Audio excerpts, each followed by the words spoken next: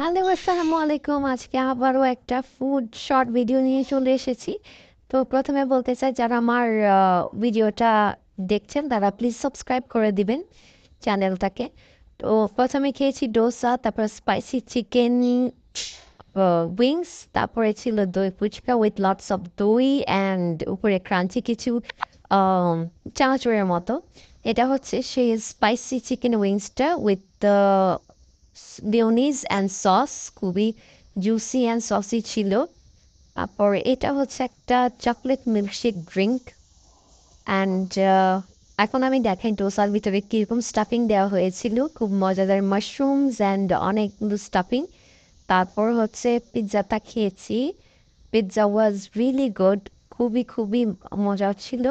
এটা হচ্ছে chocolate brownie with ice cream and chocolate syrup. তারপরে